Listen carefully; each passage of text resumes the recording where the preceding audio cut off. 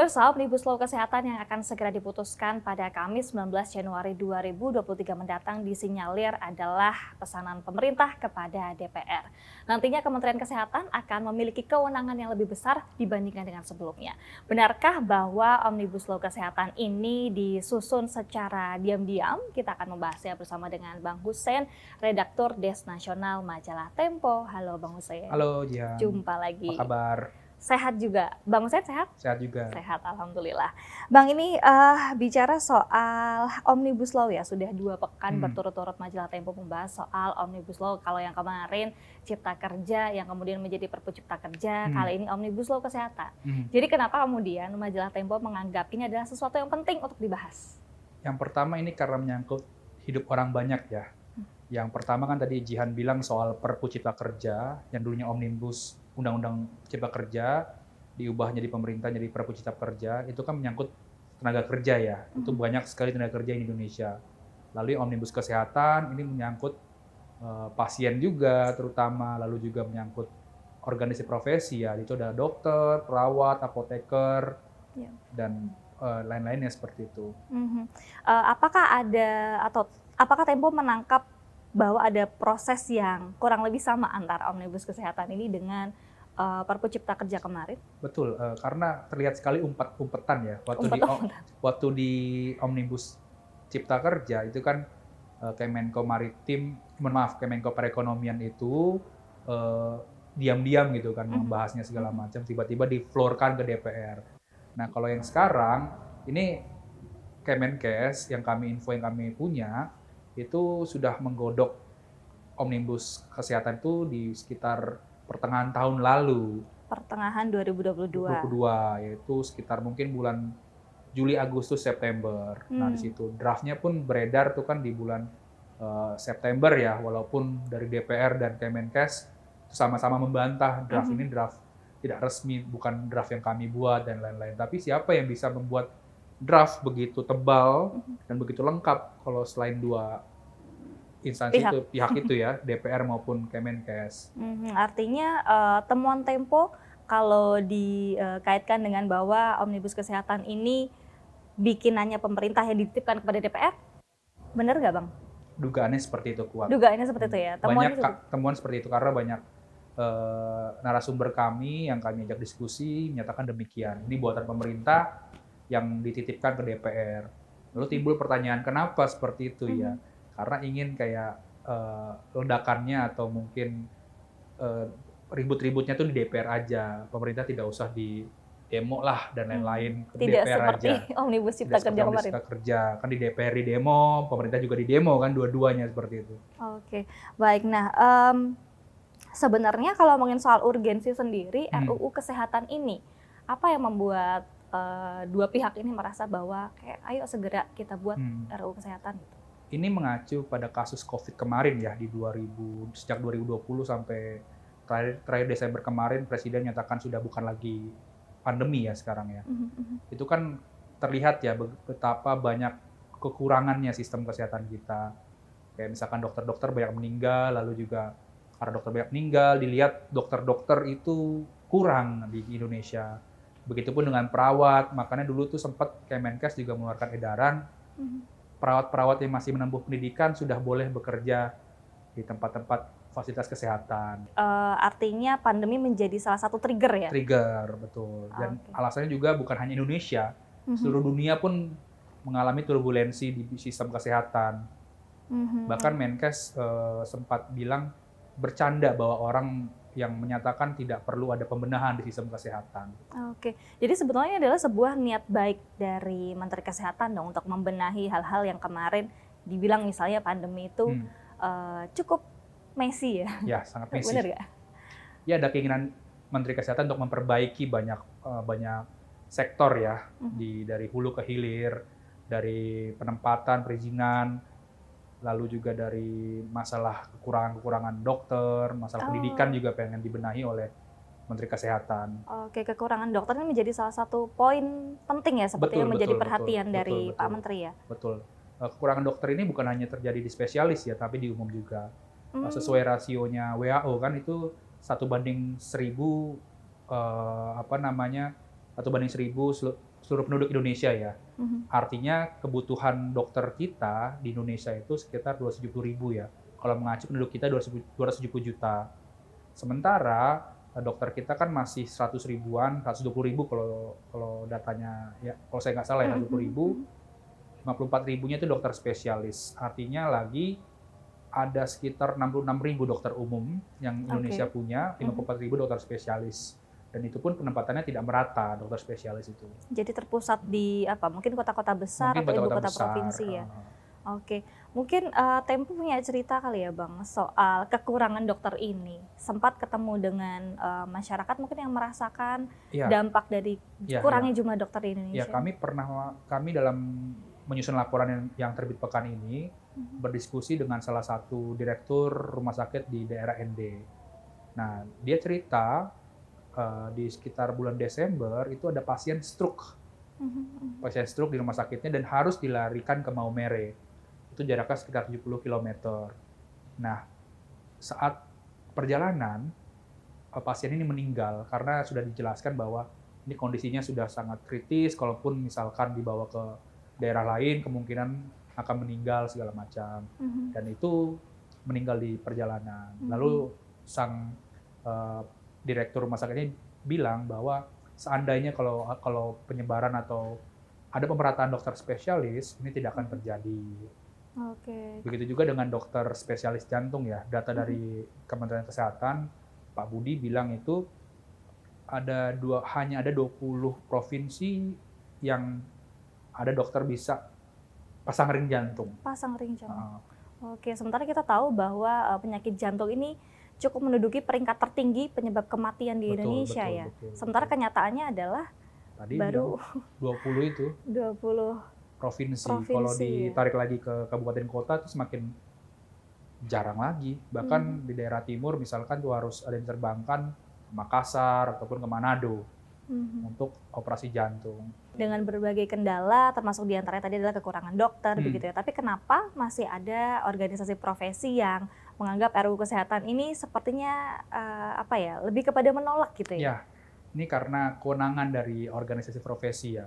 IDI misalnya itu dalam undang-undang sebelumnya itu dituliskan bahwa ada nama IDI dalam pasal itu.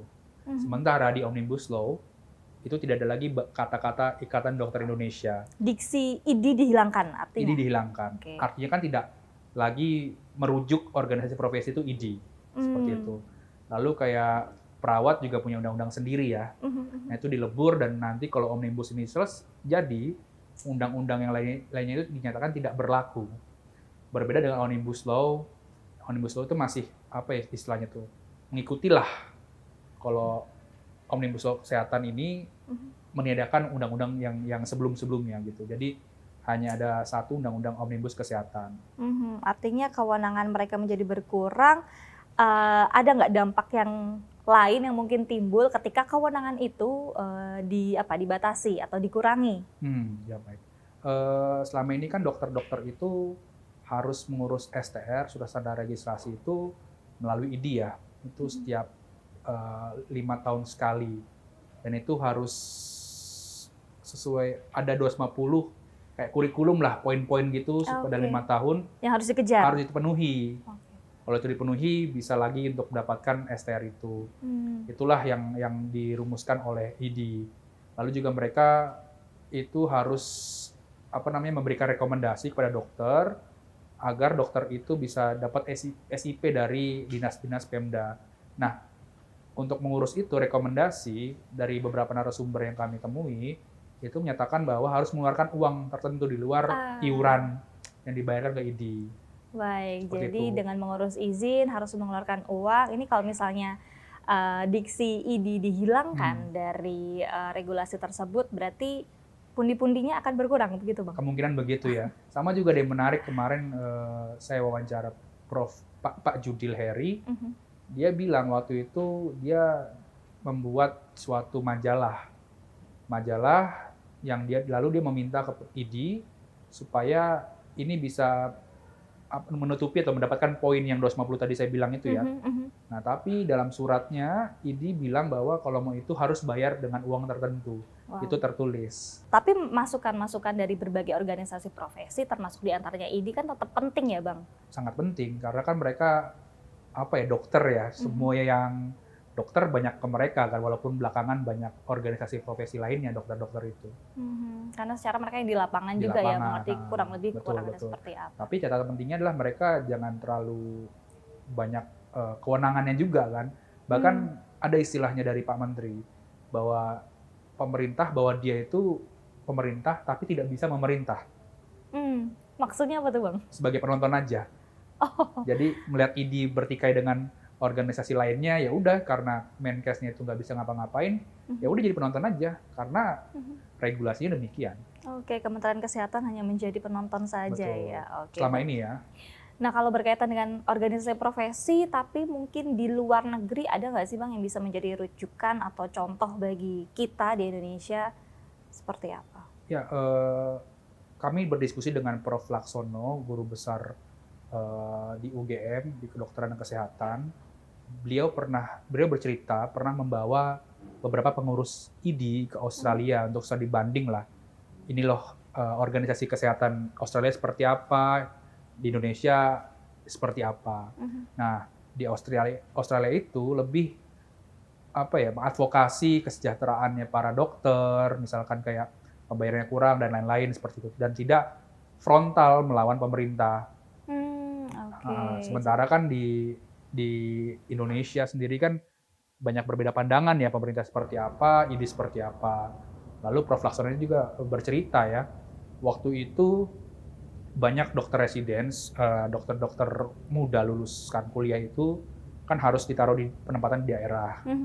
Nah, itu harus bayar dulu kepada daerah setempat. Dan kalau saya nggak salah ya, ini ID juga katanya seperti itu, bayar uang itu. Nah, si Prof. Laksono ini berdiskusi lah dengan pejabat-pejabat di daerah, kepala daerah.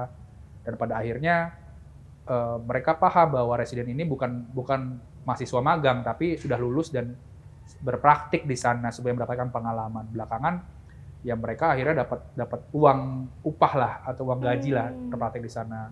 Nah, ini yang dijadikan contoh oleh Prof. Laksono bahwa seharusnya ID ini melakukan advokasi seperti ini loh. Memperjuangkan perannya dengan seperti itu. Dan itu tidak sangat minor peran-peran seperti itu yang dilakukan oleh ID. Bahasa Tempo, Poltek Terapan. Poltek Terapan. Oke.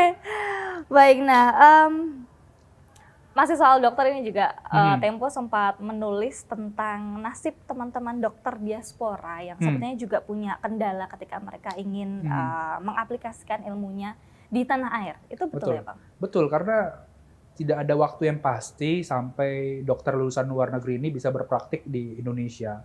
Jadi ada dua langkah ya. Ujian pemerataan itu di Konsil Kedokteran Indonesia, dan ujian penempatan itu dilakukan oleh ID. Nah, beberapa narasumber yang kami ajak diskusi, itu dari dari KKI sampai penempatan itu ada yang setahun, ada yang 2 tahun, 3 tahun. Dan penyebabnya itu nggak pernah jelas kenapa. Dan bahkan sambil menunggu itu, ada dokter lulusan luar negeri karena nggak bisa berpraktik, dia menjadi agen asuransi. Wow. Yang sangat disayangkan ya, ilmu dia mungkin bisa mengobati, ya katakanlah orang-orang yang dokter umum lah, di mana lah seperti itu, panas, demam, dan lain-lain. Oke, tantangannya itu ya. Penyebabnya itu tadi tidak pernah ketahuan, kurang lebih kapan mereka bisa mendapatkan izin dan segala rupa. Sementara jika dibandingkan dengan dokter yang menimba ilmu di tanah air, itu mereka apakah ada kecenderungan lebih cepat mendapatkan izin atau bagaimana sih Bang? Nah, itu kalau versinya ID, karena begitu lulus kan, yang tadi saya bilang residen itu kan ditempatkan di beberapa daerah ya. Langkah ini yang teman-teman ID merasa dilengkapi untuk berpraktek di daerah terpencil dan lain-lain. Sementara dokter lulusan luar negeri itu dianggap lebih enak begitu lulus di luar negeri bisa berpraktik gitu di katakanlah klinik, rumah sakit dan lain-lain. Itu yang mereka nggak mau sebetulnya. Minimal kalau misalkan calon dokter itu lulus, ya harus ditaruh di mana dulu lah, di daerah terpencil atau di daerah-daerah lainnya, bukan di ibu kota dulu begitu. Berarti artinya dalam masa tunggu yang tidak jelas kapan itu mereka sama sekali tidak bisa ini ya berpraktik. Iya. Atau Betul, nggak bisa berpraktik. Bahkan ada yang udahlah malas gua nungguin segala macam. Akhirnya mereka kembali ke negara dia tempat mereka belajar di sana, ataupun mencari negara-negara lain mungkin yang membutuhkan keterampilan dan ilmunya dia. Wow, padahal kita tahu bahwa banyak sekali masyarakat Indonesia yang justru melakukan pengobatan ke luar negeri ya Bang ya? Iya, ke luar negeri dan alternatif kan. Itu agak bingung sebetulnya ya. Kalau tidak salah Tempo juga mencatat angkanya per tahun ya, jumlah uang yang dikeluarkan oleh masyarakat Indonesia ketika berobat ke luar negeri ya Bang ya? Betul. Ini berdasarkan Kemenkes ya, sekitar 161 triliun per tahun. Jumlah penduduk jumlah uang yang dikeluarkan oleh penduduk Indonesia berobat di luar negeri, entah di Penang, entah di Amerika Serikat. Ini jumlah yang fantastis loh sebetulnya ya. Lumayan ya. Berobat di luar negeri mungkin dianggap lebih efektif, cepat sembuh ya. Karena ada pengalaman juga kenalan saya, dia itu ayahnya sakit lumayan keras. Justru berobatnya ke Penang maupun ke Beijing ya, karena merasa di sana obatnya cepat sembuh segala macam, lalu mungkin langsung obat yang langsung ke penyakitnya begitu ya. Kita kan nggak tahu di Indonesia seperti apa kan, harus balik ke dokternya lagi.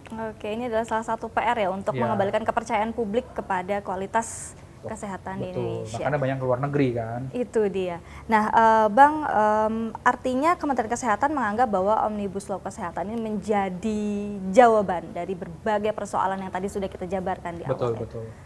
Begitu ya? Iya. Termasuk keyakinan Pak Menteri sendiri bahwa nanti Kementerian Kesehatan punya wewenang yang lebih besar dari sebelumnya. Betul, karena di draft yang ada itu kayak BPOM, Badan Pengawas Obat dan Makanan itu tidak lagi ke Presiden, tapi di bawah Kementerian Kesehatan. Begitu juga dengan BPJS Kesehatan, itu di bawah Kementerian Kesehatan. Lalu juga Konsil Kedokteran Indonesia di bawah Kementerian Kesehatan. Ini kalau kita runut ke 2 tahun ke belakang, itu banyak kejadian di 3 lembaga itu ya. Kayak di KKI misalnya. Di KKI itu dulu banyak perwakilan ID di sana. Jadi yang mengajukan nama itu ID, bahkan sempat Presiden tidak menyetujui beberapa nama di situ, sempat di hold berapa lama, akhirnya sekarang sudah selesai. Lalu BPJS Tenaga Kesehatan, kabarnya ada info waktu COVID dan lain-lain itu Kementerian Kesehatan pengen tahu nih data pasien dan lain-lain, itu nggak dikasih sama Kementerian Kesehatan. Lalu masalah BPOM banyak terjadi, seperti masalah vaksin juga sempat banyak perdebatan di situ. Lalu belakangan gagal ginjal anak kan, itu kan Kemenkes dan BPOM kan berkelahi mulu ya, berdebat mulu dan tidak mau saling mengasih data dan lain-lain itu kan akhirnya ya dalam draft itu pengen diambil lah peran-peran 3 itu oleh Kemenkes. Jadi semuanya itu harus ke Kemenkes, bukan ke Presiden. Oke, bertanggung jawabnya kepada Kementerian Kesehatan, bukan lagi ke Presiden begitu ya? Betul. Oke, dampaknya apa Bang kalau misalnya nanti betul-betul beberapa lembaga ini bertanggung jawab langsung ke Kementerian Kesehatan begitu ya? Apakah problem-problem tadi atau tantangan-tantangan tadi bisa terminimalisir atau mungkin bahkan sudah tidak ada lagi? Mungkin bisa terminimalisir ya, kayak masalah subkoordinasi itu bisa mudah diselesaikan ya, karena kan masing-masing lembaga itu tidak merasa besar sendiri seperti, karena lagi-lagi bertanggung jawabnya ke Presiden kan. Gitu. Oke, jadi intinya adalah rebutan kewenangan. Bisa dibilang begitu. Bisa dibilang begitu ya. Kalau kita baca di dalam draft Omnibus Kesehatan itu. Kalau nggak salah ya, saya sempat baca di majalah Tempo itu di laporan utamanya bahwa Pak Menteri itu sebetulnya hafal sampai beberapa butir, 6 butir ya. Ada 6 butir dia. Dari meskipun bilangnya bukan Kemenkes yang buat draftnya, tapi betul, DPR. Pak Menteri hafal betul ya dengan substansi-substansi yang ada di Omnibus Kesehatan ini. Nah, kalau saya baca di majalah Tempo itu kan ada wawancara khusus bersama dengan Pak Menteri ya, Pak Menteri Kesehatan begitu. Bagaimana sih respons dia melihat bahwa RUU Kesehatan ini tuh banyak menimbulkan gejolak, terutama khusus paling besar dari ID? Ya, Menteri Kesehatan tuh santai ya menanggapi berbagai macam dinamika yang terjadi ya, terutama penolakan dari ID. Menteri Kesehatan bilang bahwa ini diskusi yang terjadi itu diskusi yang biasa, penolakan pun hal yang biasa. Karena itu dia bilang dia ingin mendengarkan berbagai masukan dari berbagai organisasi profesi. Misalkan, IDI lu maunya apa? Ikatan Apoteker maunya apa? Ikatan Perawat maunya apa? Dokter gigi maunya apa? Ditampung dan nanti mungkin akan dirumuskan dan dimasukkan dalam draft Omnibus Kesehatan. Oke. Nah, ini ada satu isu lagi yang juga diflorkan ya oleh majalah Tempo kali ini adalah soal investasi. Ya. Nah, itu gimana tuh, Bang? Ini kan mirip ya sama Omnibus Cipta Kerja kan, yang memuluskan investasi ya dari segi-segi sektor swasta. Nah, kami melihat ini ada kesamaan ya. Di Omnibus Kesehatan juga ingin memudahkan investasi di sektor kesehatan. Karena tadi yang seperti saya bilang di awal, ada 161 triliun angka uang keluar kan karena perawatan. Nanti mungkin dengan adanya Omnibus Kesehatan, itu banyak rumah sakit asing yang buka di Indonesia. Kan udah di Denpasar juga sudah mulai ada satu contoh di situ kan. Nah, rumah sakit luar ini kan mereka pasti membawa tenaga-tenaga dari luar ya. Nah, kalau saat ini masih di bawah undang-undang yang lama dan masih di bawah IDI, rasa-rasanya kan akan membutuhkan waktu yang lama lah. Oke, tidak mudah lah tidak ya. mudah. Mungkin dengan adanya Omnibus Kesehatan, beberapa hal yang dipangkas, itu bisa cepat, termasuk tadi pembukaan rumah sakit. Dan bahkan Menteri Kesehatan itu dalam forum, salah satu rangkaian forum G20 kemarin, Business 20 Summit di Bali, dia kan dia itu menawarkan kepada para investor bahwa sektor kesehatan masih bisa banyak diinvestasikan, bahkan juga ada beberapa dana funding di luar negeri yang karena COVID itu mungkin bisa saja dimasukkan dalam investasi di dalam negeri di Indonesia. Siap menampung investasi dari luar begitu ya. Apalagi mengingat tadi nilainya cukup mengejutkan per tahun 161 triliun. Nah, andai aja seperempatnya bisa masuk sini kan? Lumayan ya, oke.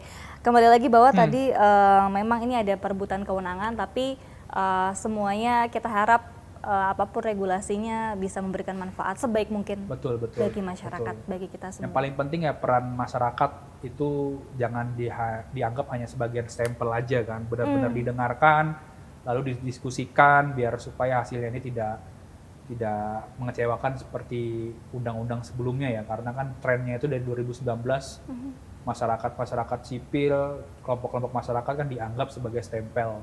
Lalu ada tiba-tiba muncul kelompok tertentu yang dianggap membawa aspirasi golongan itu dan dianggap itu sebagai suatu absolut kan. Dan itu yang dijadikan, ini sudah ada yang mendukung loh. Terima kasih banyak Bang Hussein sudah join di Cakap-Cakap. Pemirsa, jika Anda ingin mendapatkan informasi lebih detail tentang informasi perbincangan kita hari ini ya, Jalan Pintas Omnibus Kesehatan, bisa baca di majalah.tempo.co ataupun dapatkan majalah cetaknya. Kita akan jumpa lagi di Cakap-Cakap episode selanjutnya.